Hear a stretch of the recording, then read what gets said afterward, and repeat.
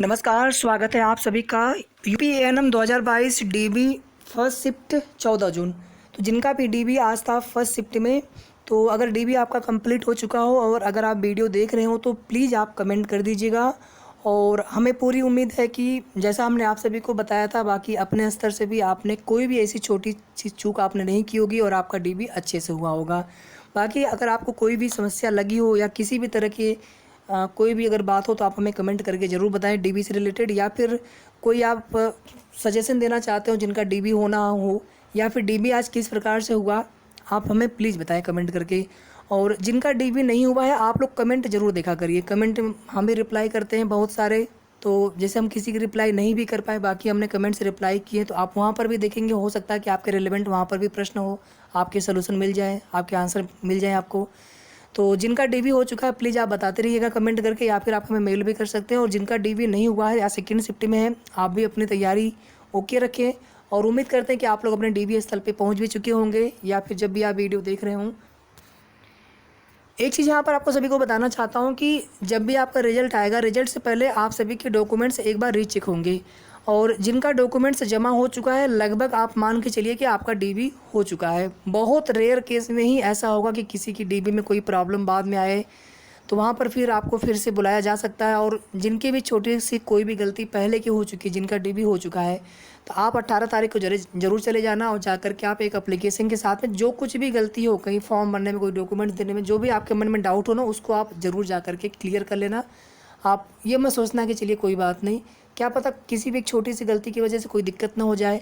और 18 तारीख के बाद जो है फिर तेज़ी से रीचेक का कार्य शुरू हो जाएगा। एक बार सारे डॉक्यूमेंट सबके रीचेक होते हैं। और यही मैं केवल आपकी भर्ती की बात नहीं कर रहा, कोई भी भर्ती होती, किसी भी भर्ती का डॉक्यूमेंट वेरिफिकेशन होता है, एक बार रीचेक किया जाता है आयोग में बैठ करके। अभी तो जो आपका कॉलेज है वहाँ पर उसके कैंपस में हो रहा है, और उसके बाद फिर जो है आपके आयोग में सारी जो कॉपी आपकी है आयोग में, वहाँ पर एक बार आपकी फिर से रीचेक होंगी, या फिर हो सकता है कि वहीं पर रीचेक हो, ज़रूरी नहीं कि आयोग में ही कॉपी जाए। और रीचेक होने के बाद फिर डेटा फीडिंग का कार्य शुरू हो जाएगा।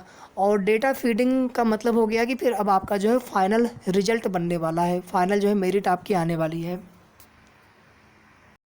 फाइनल कट ऑफ कम जा रहा है अभी तक जो जानकारी या जो अभी तक हमारा एनालिसिस रहा है उसके अनुसार, और इसके पीछे का रीज़न हम आपको बाद में बताएंगे, लेकिन अभी कट ऑफ कम जाएगी। और कुछ कैटेगरी ऐसी है जहां पर मेरिट या कट ऑफ बहुत कम जाएगी। For example freedom fighter, ex serviceman, ST और इवन ईडब्ल्यूएस में भी कट ऑफ कम जाएगी। ईडब्ल्यूएस में गलती क्या हो रही है हम आपको बता रहे हैं। बहुत सारे लोगों ने क्या किया है कि वो उस समय अपना ईडब्ल्यूएस प्रमाण पत्र बनवा ही नहीं पाए थे। और अगर हम आपके फॉर्म भरने से अगर 10, 15, 20 दिन पहले अगर मतलब हमने ध्यान नहीं दिया था कि आपकी जो भर्ती है, अगर हमने उसमें वीडियो बनाया होता, अगर आप सभी के लिए अगर हमने जानकारी दी होती, तो हमें पूरा विश्वास है कि किसी के साथ कोई भी गलती नहीं हुई होती। और जिन लोगों ने हमारा वीडियो देखा होगा डीबी से रिलेटेड, और अगर आपने फॉलो किया होगा उस चीज़ को, जो कुछ भी हमने आपको बताई हैं, तो हमें पूरा विश्वास है किसी का भी डीबी रिजेक्ट नहीं होगा। या जिनका डीबी हो चुका है या जिनका डीबी होने वाला है, जो कुछ छोटी सी गलतियाँ हैं या उससे रिलेटेड जो कुछ भी चीज़ें हमने आपको बताई हैं, अगर आप उसको फॉलो करते हैं अभी, तो आगे भी आप बिल्कुल सेफ़ रहेंगे। आपका डीबी अच्छे से, आपका डीबी क्लियर हो जाएगा और फाइनल मेरिट में उसके बाद फिर आपका नंबर रहेगा। तो फाइनल जो कट ऑफ है यहाँ पर freedom fighter, ex serviceman, ST में आप ये मान लीजिए कि लगभग सीटें खाली जा सकती हैं। ये आपका एएनएम का मूल नोटिफिकेशन है। यहाँ पर हम एक बार देख लेते हैं वैकेंसीज कितने, किस कैटेगरी में कितनी सीटें हैं। अगर आप यहाँ पर देखेंगे, देखिए सारी सीटें यहाँ पर है सामने आपके। तो जनरल या ओपन कैटेगरी कह लीजिए, अनारक्षित कह लीजिए, जनरल कोई कैटेगरी नहीं, मतलब जनरल तो एक ऐसी कैटेगरी है, लेकिन जो सीट होती है वो ओपन कैटेगरी या फिर अनरिजर्व उसको बोलना चाहिए। तो यहाँ पर देखेंगे सीधे सीधे जो है यहाँ पर 4865 सीटें हैं। ओबीसी में 1660 सीटें हैं, एससी में 1346, अनुसूचित जाति एसटी में 420, ईडब्ल्यूएस में 921 सीटें हैं। इसके अलावा ये तो आपका हो गया एक हॉरिजॉन्टल रिजर्वेशन, एक आपका वर्टिकल रिजर्वेशन होता है जैसे फ्रीडम फाइटर और एक्स सर्विसमैन का। तो ध्यान दीजिएगा, जनरल में सभी कैटेगरी के जो अभ्यर्थी हैं जो मेरिट में आएंगे वो जनरल की सीटों पर यानी अनरिजर्व की सीटों पर ओवरलैप करेंगे। तो इस वजह से जितने भी हाई मेरिट वाले कैंडिडेट वो अन्य रिजर्व में आएंगे तो उनकी कैटेगरी की सीटें मतलब खाली होंगी, तो उस पर कम मेरिट वालों को मौका मिलेगा, तो उनकी कट ऑफ कम जाएगी। अन्य रिजर्व की जो कट ऑफ होगी वो थोड़ी सी ज़्यादा रहेगी। लेकिन अभी जिनके भी 40 प्लस हैं, भले आपको थोड़ा कम लग रहा होगा, 40 की 40 तक तो नहीं आना चाहिए, लेकिन अभी आप उम्मीद रखिए 40 तक आप उम्मीद रखिए। 40 के ऊपर है तो आपको पूछने की आवश्यकता नहीं है। ओबीसी अगर आप हैं तो आपको भी 40 प्लस पे उम्मीद रखना है। अगर आप 40 प्लस है तो आप उम्मीद रखिए अभी पूरा, ठीक है, 40 प्लस पे। इसके अलावा यहाँ पर एससी कैटेगरी हो गई, तो एससी में अगर आप 30 प्लस भी है तो भी आप उम्मीद रखिए।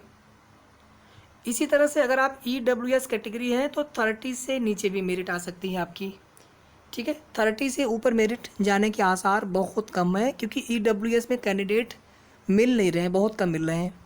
या आप ऐसे कह लीजिए कि अगर 100 कमेंट होते हैं उसमें से 10 या 7-8 होते हैं ईडब्ल्यूएस के जो कैंडिडेट होते हैं, उसमें भी आधे लोग तो ऐसे होते हैं जिन्होंने ईडब्ल्यूएस मतलब फॉर्म में तो लगा दिया, लेकिन उनके पास उस समय का प्रमाण पत्र नहीं था। हाँ, एक चीज़ ध्यान रखिएगा, जिनका डीबी हो चुका है, हमने आप उनको भी बहुत बार बारीकी से बताया है कि अगर आपने फॉर्म में भले ही नो कर दिया हो, लेकिन अगर आपके पास प्रमाण पत्र था 5/1/2022 के पहले का, तो आप एक एफिडेविट लगा लीजिएगा कि सर प्रमाण पत्र था लेकिन हम फॉर्म में यस करना भूल गए थे। आपका 100% वैलिड हो जाएगा, आपको ईडब्ल्यूएस का फ़ायदा मिल जाएगा, ठीक है। तो मेरे हिसाब से 1000, 1200, 1500 कैंडिडेट्स मुश्किल से मुझे लग रहा है कि शायद ईडब्ल्यूएस में टोटल हो।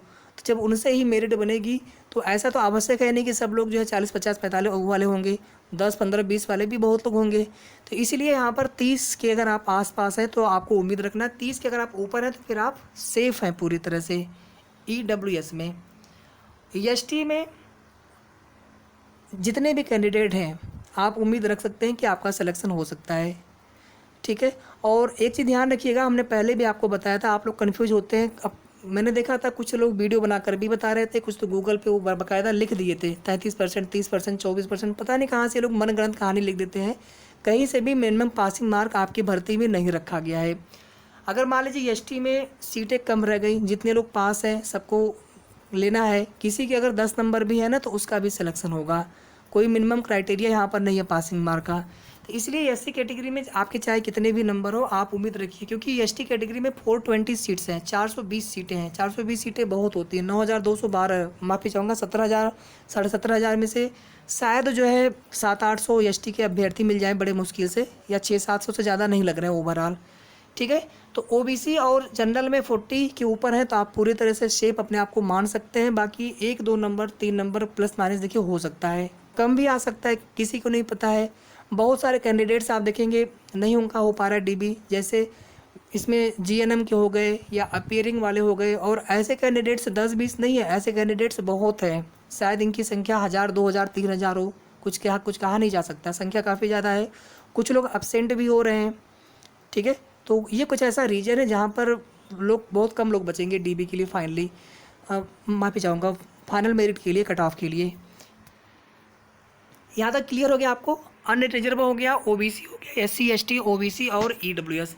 इसके बाद देखिए यहाँ पर स्वतंत्रता संग्राम सेनानी यानी फ्रीडम फाइटर और एक्स सर्विसमैन।